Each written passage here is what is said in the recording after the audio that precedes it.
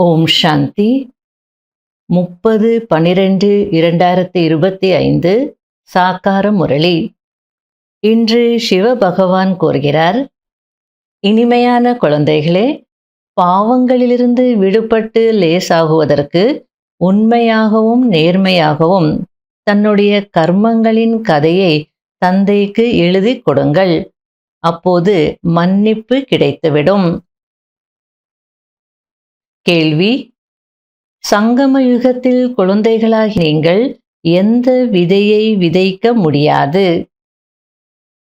பதில்: தேக அபிமானத்தின் விதை. இந்த விதையிலிருந்துதான் அனைத்து விகாரங்களின் மரமும் தோன்றிவிடும். இந்த சமயத்தில் முழு உலகத்திலும் 5 விகாரங்களின் மரம் வளர்ந்து விட்டிருக்கிறது. அனைவரும் காமக்ரோதத்தின் விதைகளை விதைத்து கொண்டே இருக்கிறார்கள். தந்தை உங்களுக்கு கொடுக்கும் டைரக்ஷன், குழந்தைகளை யோக பலத்தின் மூலம் தூய்மையாகுங்கள், இந்த விதை விதைப்பதை நிறுத்துங்கள் என்பதுதான் தந்தை உங்களுக்கு கொடுக்கும் அறிவுரையாகும். முரளியின் பாடல்: உங்களை அடைந்த நாங்கள் உலகத்தையே அடைந்துவிட்டோம். ஓம் சாந்தி. இனிமையிலும் இனிமையான ஆன்மீக குழந்தைகள், பாடலை கேட்டீர்கள்.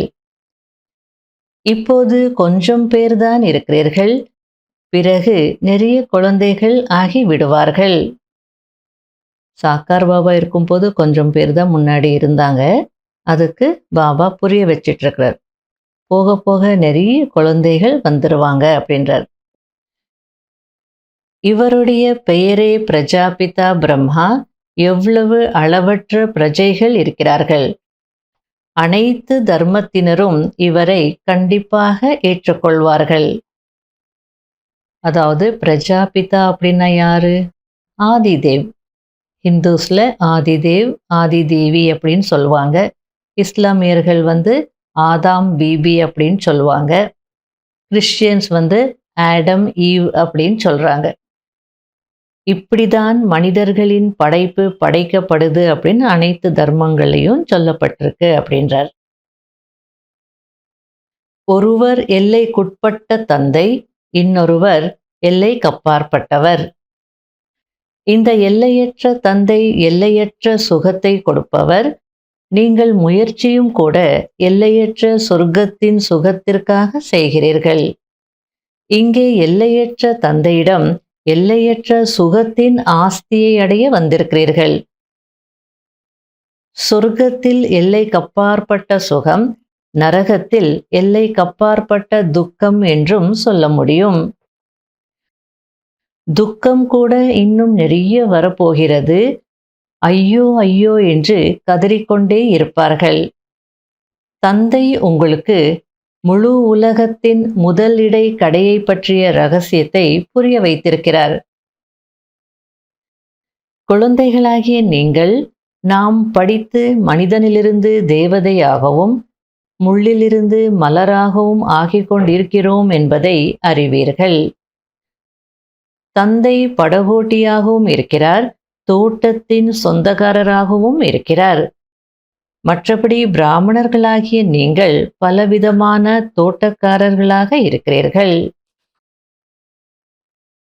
இப்போது நீங்கள் பிராமணர்களாகி இருக்கிறீர்கள்.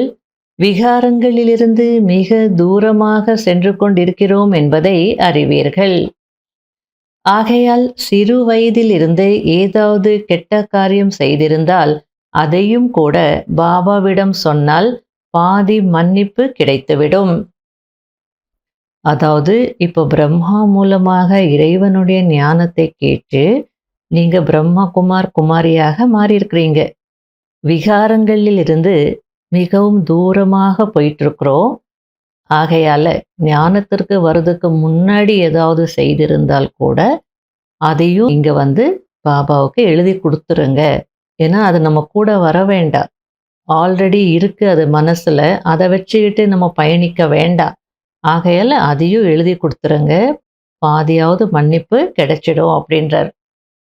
சின்ன வயசுல இருந்தே ஏதாவது கெட்ட காரியங்கள் செய்திருந்தால் அதை உண்மையாகவும் நேர்மையாகவும் பாபாவுக்கு எழுதி கொடுத்துருங்க அப்படின்றார். இந்த சமயத்தில் நான் இந்த கெட்ட காரியம் செய்தேன் என்பது நினைவிருக்கும் தானே?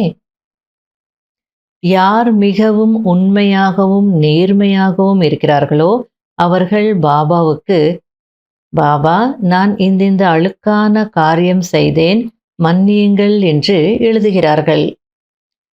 அதற்கு பாபா, மன்னிப்பெல்லாம் கிடையாது, மற்றபடி உண்மை சொன்னால் அது லேசாகிவிடும் என்று கூறுகிறார். மறந்துவிடும் என்று சொல்ல முடியாது, மறக்க முடியாது. இனிமேல் மீண்டும் அப்படிப்பட்ட காரியம் நடந்துவிடக் கூடாது என்பதற்காக எச்சரிக்கை செய்கிறேன் என்று பாபா கூறுகிறார். அது கண்டிப்பாக மனதிற்குள் அரித்து கொண்டுதான் இருக்கும். எவ்வளோ அழகா டீப்பான விஷயத்தை பாபா ரொம்ப எளிமையாக புரிய வச்சிட்டு இருக்கிறார். எவ்வளோ விஷயங்கள் செய்திருக்கிறோம், அது நம்ம மனசுக்குள்ளே இருக்கோ, அந்த பாவங்கள் கெட்ட காரியங்கள் அதையெல்லாம் எழுதி கொடுக்கணும். எழுதி கொடுக்கும் போது என்ன ஆகும்னா மனசுக்குள்ளே இருக்கிறது வெளியே வந்துடும். ஒரு விதமான ரியலைசேஷன் ஏற்படும். எப்போ நம்ம ரியலைஸ் பண்ணுறோமோ உணர்றோமோ அந்த செகண்டே மாற்றம் வந்துடும். அப்போ இனிமேல் இப்படிப்பட்ட தவறுகள் என் மூலமாக நடந்துவிடக்கூடாது என்ற எச்சரிக்கை இருக்கும். மற்றபடி அது மனசுக்குள்ளே இருக்கும், அரிச்சிட்டு தான் இருக்கும். அப்படி இருந்தால்தான் இது போன்ற செயல்கள் நாம் மீண்டும் ரிப்பீட் பண்ணக்கூடாதுன்னு நமக்கு ஒரு திட சங்கல்பம் வரும், அல்லது ஒரு வைராக்கியம் வரும். இப்போது தந்தை மீண்டும் நம்மை புண்ணியாத்மாவாக ஆக்குகிறார். புண்ணியாத்மாக்களின் உலகமே வேறு. உலகம் ஒன்றுதான், ஆனால் 2 பாகங்கள் இருக்கிறது என்பதை புரிந்து கொண்டு விட்டீர்கள். ஒன்று புண்ணியாத்மாக்களின் உலகம், அது சொர்க்கம் என்று சொல்லப்படுகிறது. இன்னொன்று பாவாத்மாக்களின் உலகம், அது நரகம், துக்கதாமம் என்று சொல்லப்படுகிறது. சுக உலகம் மற்றும் துக்க உலகம். இந்த துக்க உலகத்திலிருந்து எங்களை விடுவியுங்கள், வீட்டிற்கு அழைத்து செல்லுங்கள் என்று அனைவரும் கதறிக்கொண்டே இருக்கிறார்கள். இந்த நேரத்தில் முழு உலகமும் தூய்மையற்றதாக இருக்கிறது. இப்போது தந்தையின் மூலம் நீங்கள் தூய்மையாகிக் கொண்டிருக்கிறீர்கள். குறிக்கோள் முன்னால் இருக்கிறது. இந்த சமயம் மனிதர்களுக்குள் காமம், கோபம் போன்றவைகளின் விதை எவ்வளவு அதிகரித்து விட்டிருக்கிறது. அனைவருக்குள்ளும் 5 விகாரங்கள் என்ற விதையின் மரம் வளர்ந்து விட்டிருக்கிறது. இப்படிப்பட்ட விதையை இனி விதைக்காதீர்கள் என்று இப்போது தந்தை கோருகிறார். சங்கமயுகத்தில் நீங்கள் தேக அபிமானத்தின் விதையை விதைக்க கூடாது, காமத்தின் விதையை விதைக்க கூடாது. பிறகு அரை கல்பத்திற்கு ராவணனே இருக்க மாட்டான். அனைத்து விஷயங்களையும் தந்தை குழந்தைகளுக்கு புரிய வைக்கிறார். முக்கியமானதோ ஒரே ஒரு விஷயம்தான், மன்மனா பவ, என்னை நினைவு செய்யுங்கள் என்று தந்தை கோருகிறார். சொர்க்கத்திற்கு செல்ல வேண்டும் என்றால் தெய்வீக குணங்களையும் தாரணை செய்ய வேண்டும்.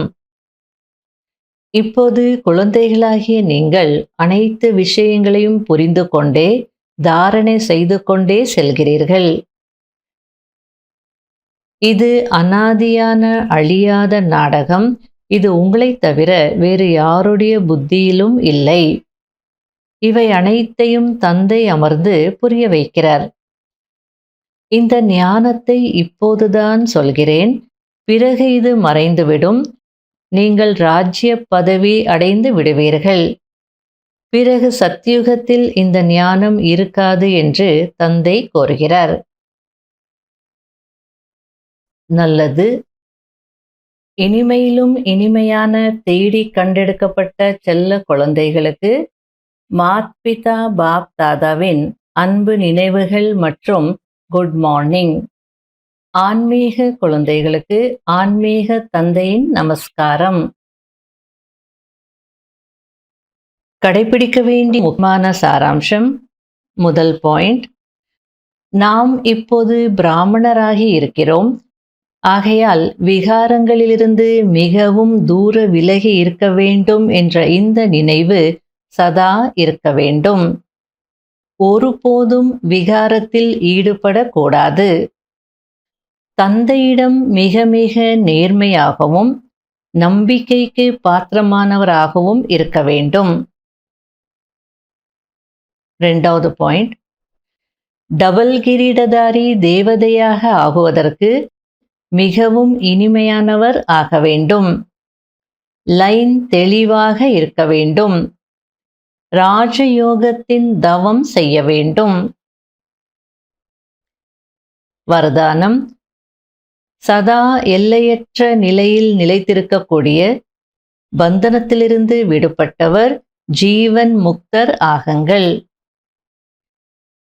தேக அபிமானம் என்பது எல்லைக்குட்பட்ட நிலையாகும். மேலும் ஆத்ம அபிமானியாக ஆகுவது இது எல்லைக்கப்பாற்பட்ட நிலையாகும். தேகத்தில் வருவதினால் அநேக கர்மங்களின் பந்தனங்களில் எல்லைக்குட்பட்டதில் வரவேண்டி இருக்கிறது. ஆனால் எப்போது ஆத்மாவாக ஆகிவிடுகிறீர்களோ அப்போது இந்த அனைத்து பந்தனங்களும் முடிந்து விடுகிறது. எப்படி பந்தன் முக்தர்தான் ஜீவன் முக்தர் என்று சொல்லப்படுகிறது, அதுபோல் யார் எல்லைக்கப்பாற்பட்ட நிலையில் நிலைத்திருப்பார்களோ அவர்கள் உலகத்தின் வாயுமண்டலம், அதிர்வலைகள், தமோகுண உள்ளுணர்வு, மாயையின் யுத்தம் என இவை அனைத்தில் இருந்தும் விடுபடுவார்கள். இதற்குதான் ஜீவன் முக்த நிலை என்று சொல்லப்படுகிறது. இதன் அனுபவத்தை சங்கம யுகத்தில்தான் செய்ய முடியும். அதாவது பாபா இவ்வளோ அழகா புரிய வச்சிட்டு இருக்கிறார். பந்தன் முக்து தான் ஜீவன் முக்து. அப்படின்னா யார் பந்தனங்களிலிருந்து விடுபட்டு இருக்கிறார்களோ அவர்கள்தான் ஜீவன் முக்த நிலையை அனுபவம் செய்ய முடியும். வாழ்ந்து கொண்டிருந்தாலும் வாழ்க்கையினுடைய பந்தனங்களிலிருந்து விடுபட்டு இருக்க முடியும். அதனால்தான் ஆத்மா என்று உணருங்க. அந்த ஆத்மா என்ற எல்லைக்கு அப்பாற்பட்ட நிலையிலிருந்து செய்யும் போது பந்தனங்கள் ஏற்படாது. அதுவே தேகம் அப்படின்னு நினைச்சிட்டிங்கன்னா கர்மங்கள்ல வரும்போது பந்தனங்கள் ஆயிடும். எல்லைக்குட்பட்டதுல வரவேண்டி இருக்கும். எல்லைக்கு அப்பாற்பட்ட நிலையில இருக்கும் போது, அதாவது பந்தன் முக்த நிலையில இருக்கும் போது ஜீவன் முக்த நிலையை அனுபவம் செய்ய முடியும். அப்போ உலகத்தினுடைய வாயுமண்டலமோ, அதிர்வலைகளோ, தமோகுண உள்ளுணர்வோ அல்லது மாயையின் யுத்தமோ எதுவுமே இருக்காது. இந்த அனைத்து விஷயங்களிலிருந்து விடுபட்டுடுவீங்க அப்படின்றார். ஆகையால வாழ்ந்து கொண்டே யார் அனைத்து பந்திலிருந்து விடுபட்டிருப்பார்களோ அவங்க தான் ஜீவன் முக்த நிலையை அனுபவம் செய்ய முடியும். இது சங்கம யுகத்துல தான் செய்ய முடியுன்றார். சத்தியுகத்திலே ஜீவன் முக்தி நிலை அது அங்கதான் கிடைக்கும். கலியுகத்துல பந்தன் முக்த நிலை, யாருமே பந்தனங்களிலிருந்து விடுபட முடியாது. ஆனா சங்கம யுகத்துல மட்டும்தான் இந்த விசேஷத்தன்மை இருக்கு. வாழ்ந்து கொண்டிருந்தாலும் பந்தனங்களிலிருந்து விடுபட்ட ஜீவன் முக்த நிலையை அனுபவம் செய்ய முடியும் அப்படின்றார்.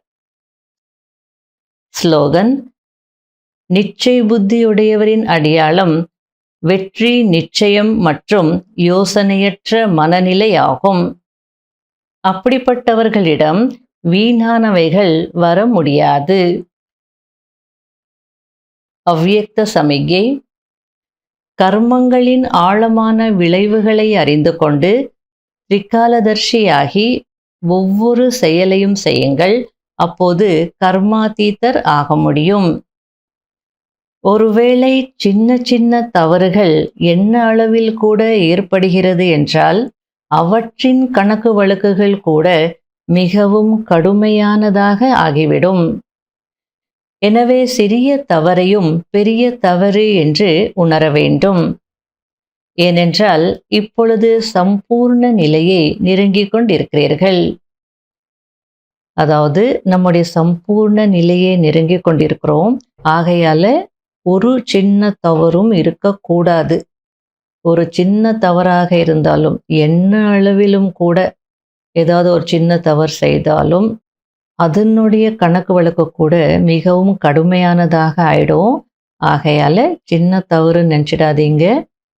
சின்ன தவறை கூட இது பெரிய தவறு, இது இருக்கக்கூடாது, நான் செய்யக்கூடாதுன்னு உணரணும் அப்படின்றார். ஓம் சாந்தி.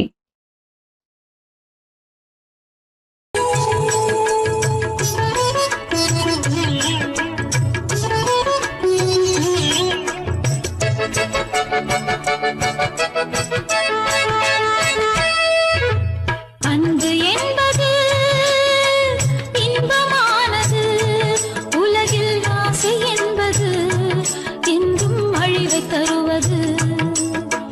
வம்பு சூது வஞ்சனையால் வேதனை கூடும், வளமை என்ற நிலை மாறி உயிர்களும் வாடும். அன்பு என்பது இன்பமானது, உலகில் ஆசை என்பது என்றும் அழிவை தருவது. அன்பு என்பது இன்பமானது.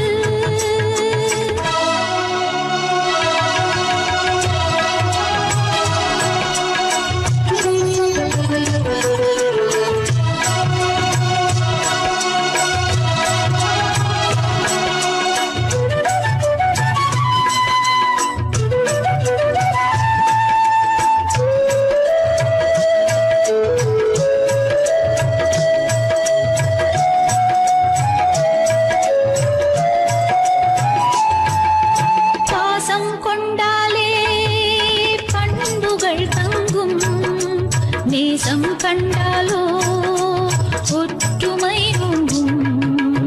பாசம் கொண்டாலே பண்புகள் தங்கும், நேசம் கண்டாலோ